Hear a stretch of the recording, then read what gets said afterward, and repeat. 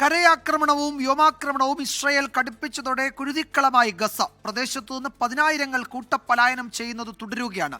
കുഞ്ഞുങ്ങൾ ഉൾപ്പെടെ 100-നടുത്ത ആളുകളാണ് 2 ദിവസത്തിനിടെയുണ്ടായ ആക്രമണത്തിൽ കൊല്ലപ്പെട്ടത്.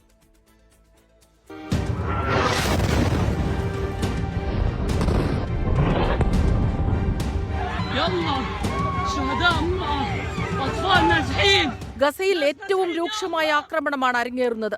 24 മണിക്കൂറിനുള്ളിൽ നിരവധി പേർ കൊല്ലപ്പെട്ടു. ഗസയിലെ ഫുട്ബോൾ യൂത്ത് അക്കാദമിയിലുണ്ടായിരുന്ന 10 കുട്ടികൾക്ക് ജീവൻ നഷ്ടമായി.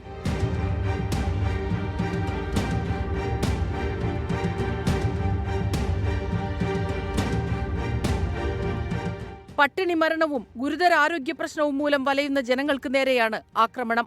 ഇന്ന് പുലർച്ചെ മുതൽ ഇസ്രായേൽ സൈന്യം ആക്രമണം തുടരുകയാണ്. ഹമാസിനെ ഉന്മൂലനം ചെയ്യാൻ കൂടുതൽ സൈന്യത്തെ യുദ്ധമുഖത്തെത്തിക്കുമെന്ന് ഇസ്രായേൽ അറിയിച്ചു. പ്രദേശത്ത് കൂടുതൽ ടാങ്കുകൾ എത്തുന്നതിന്റെ ദൃശ്യങ്ങൾ സൈന്യം പുറത്തുവിട്ടു.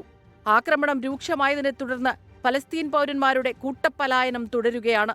ജീവൻ രക്ഷിക്കാൻ പലായനം ചെയ്യുന്നവർക്ക് അൽ റാഷിദ് തീരദേശ റോഡിലൂടെ മാത്രമാണ് യാത്രയ്ക്ക് അനുമതി.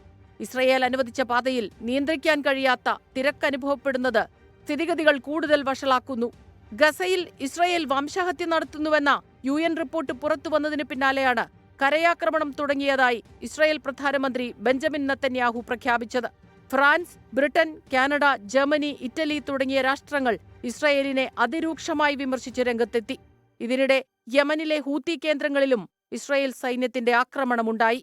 International desk 24. ലോകത്തെവിടെയായാലും ഏത് സമയത്തും 24 വാർത്തകളും ഓഗ്മെന്റഡ് റിയാലിറ്റി പാക്കേജുകളും എക്സ്പ്ലെയിനറുകളും വിശദമായി കാണാൻ ഞങ്ങളുടെ YouTube ചാനൽ നിങ്ങൾക്ക് സബ്സ്ക്രൈബ് ചെയ്യാം.